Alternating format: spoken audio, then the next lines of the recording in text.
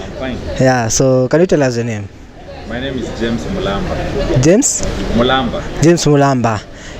James Mulamba, first of all, yeah? Did you participate in the ongoing protest by the Gen Z?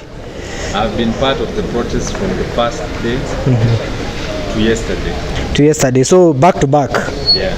Why are you feeling it's important for you to come out for this particular protest every now and then? Well, I started this a long time ago, close to 10 years ago. I remember warning folks about Uhuru Kenyatta and Ruto in 2013, same as in 2017, in 2022, and I felt like my voice was not being heard. And I understand there are thousands of Kenyans who've been pushing against bad governance for years, because a revolution is a sum total of work, and work has to be done over a long period of time. It isn't a one event, and it is not a sprint, it's a marathon. So I felt like my voice was not being heard, and I felt like I needed to amplify my voice. I needed to speak against bad governance on a nationwide scale, Yeah. so that the message gets out there that we are uncomfortable with how we are being governed, and we are not okay with the status quo. Yeah. So you came out for all these particular protests back to back, yeah? Did you find it, or did you feel like your voice was heard after you have come out for these particular protests? My voice, I would say, has not been heard, as of thousands other protesters who are young. Yeah. The media call them Gen Z, but we have millennials too, who are trying to voice against bad governance and who agitate for better governance.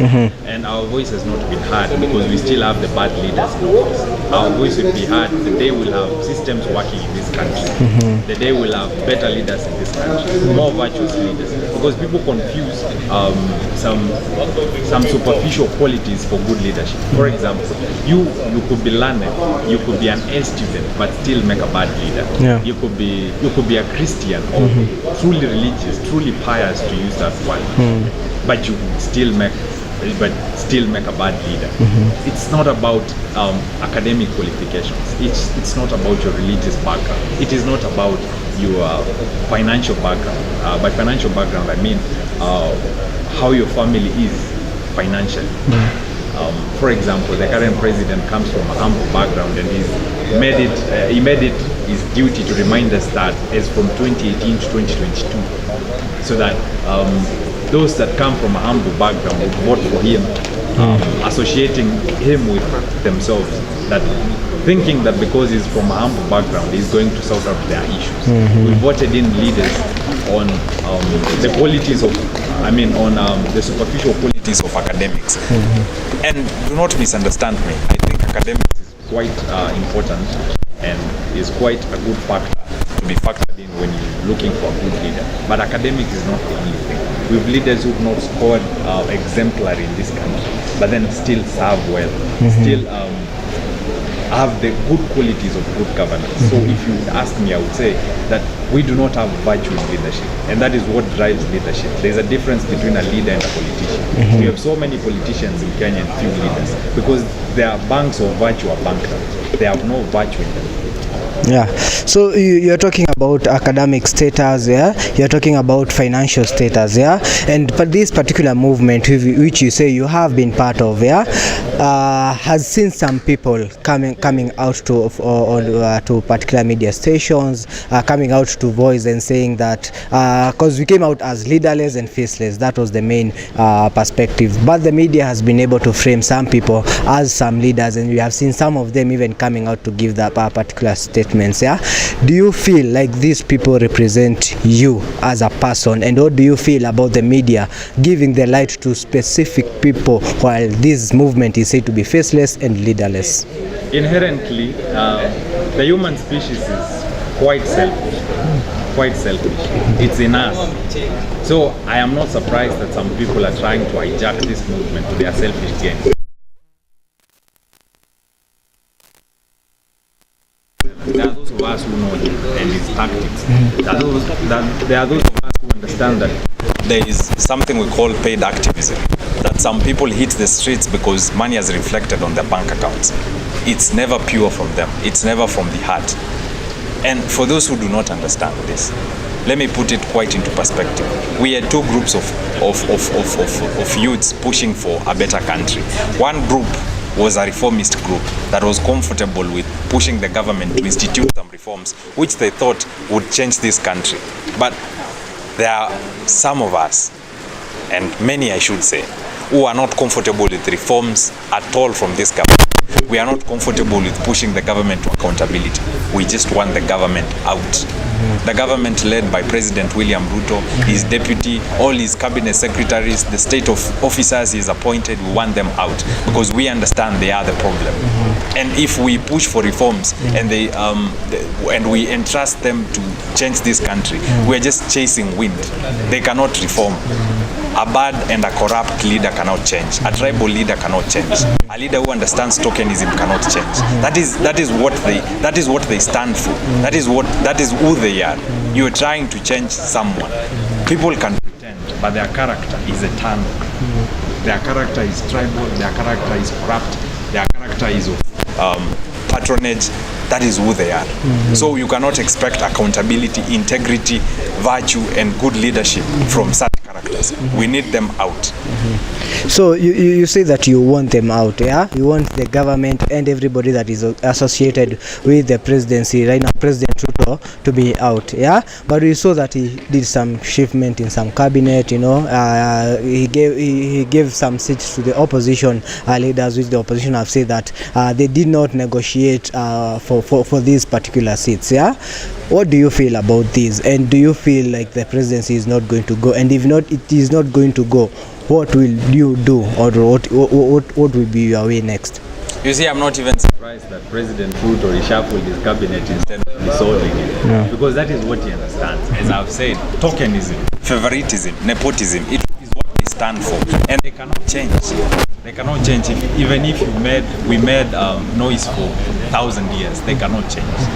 And because they cannot change, that is why we should push to have them out of power. They cannot change. That is who they are. So we should not have even been pushing for reforms in the first place. We should have been pushing for an unseating of the government. We should have been pushing to remove them from office. Because let's face it, Ababu Namwamba has had how many years as cabinet secretary for sports? What policies did he enact, you would say, that improved our sports, our talent, and our culture, and generally made an impact to the youths of this country? We have had a CS for finance. What have they done? We have had a president for close to 2 years. What has he done? The message is clear that they cannot change, that they are the problem, and they should go. We should not have pushed for reforms. We should have been pushing for the unseating of these state officers, the president, the deputy president, those cabinet secretaries, all of them from office. They have misrun this government, this country, and they will continue to do so till 2027. And God forbid, if they decide to do their own stuff. You see what happens with the elections in Kenya, and they decide to give themselves another 5 years in 2027. We will still agitate. We will still hit the streets till 2032. That's 10 years lost.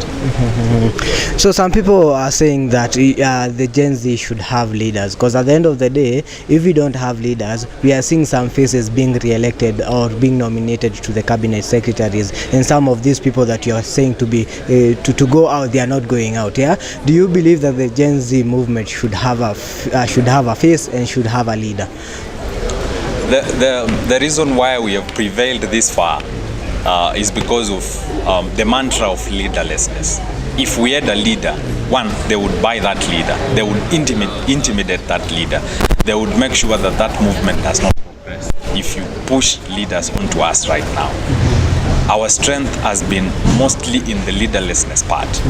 If we had some fellows as our leaders, they would have been quickly appointed into the cabinet, and that would not have solved our issues. For example, if we had Boniface Mwangi or Anifa or Kimuzi or Kasmuel here appointed to the cabinet, how would that change the problems we have as a country? Because a system is as good as the people. If you have 4 youths appointed to the cabinet, or 5 of them, how they change anything? They have directors beneath them and principal secretaries who still owe allegiance to the government and to the president, and who are as corrupt, as tribal, as inept, as incompetent as the top leadership in this country. So that would not have changed anything. If we are to have leaders, they will manifest themselves in the goodness of time.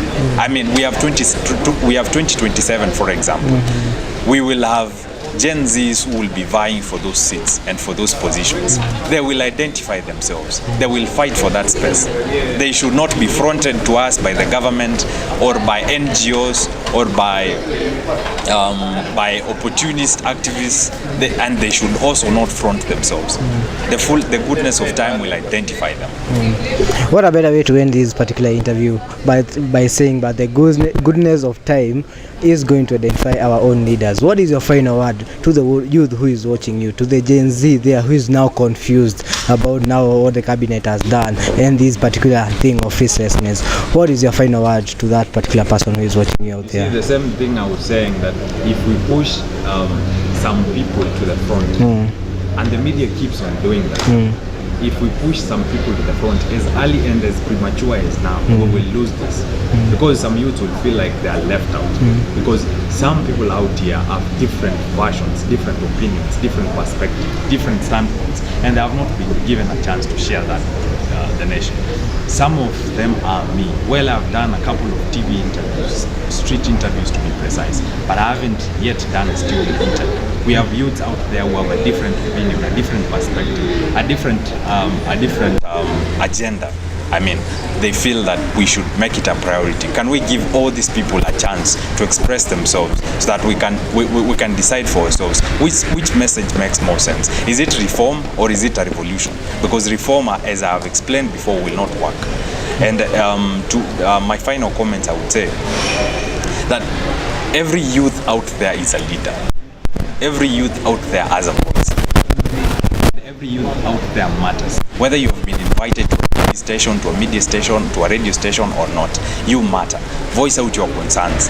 And please, let's not push for reform. Let's push for a different government. Let's push for a different set of leaders, from the MCA to the president, to the parastatal heads, to the state officers, to the public servants. Let's push for a total overhaul of government, because reforms won't work if you replace the cabinet secretaries and you still have the president as the head of government. Nothing will change.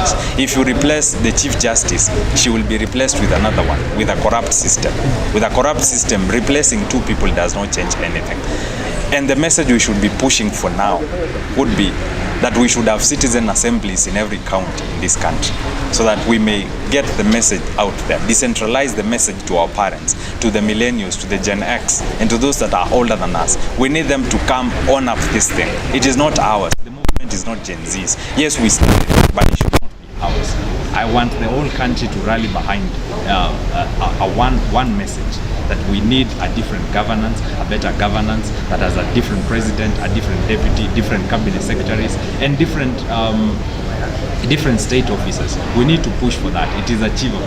Whether by piece rate or wholesome, it is achievable. Thank you so much.